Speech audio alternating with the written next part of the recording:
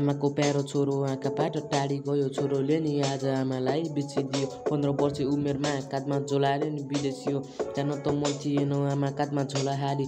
आमाको आँखाबाट थपक्क आँसु फाली। 2 कदम चाली हेर्छु म गाडी आइसक्यो आमा मैले जाने गाडी। समाजले हेपेपछि जानी पर्यो आमा काडी। माया नमार्नु होइ मेरा प्यारा साथी। आमालाई राख्नेछु जहिले शिरमाथि। तिमी नै यो पहिलो मेरो जीवन साथी। के गर्ने आमा जनतालाई सरकारले बोकै मारी। चलिरहेछ जीवन आमा यति अन्धकारी। आमाको काँधमा हुन्थ्यो जहिले दाउराको भारी। मेरी आमालाई लगाउन पाऊँ गुन्यौ चोली अनि रातो सारी। हामी पनि चढौला नि एक दिन महँगो फरारी गाडी हो।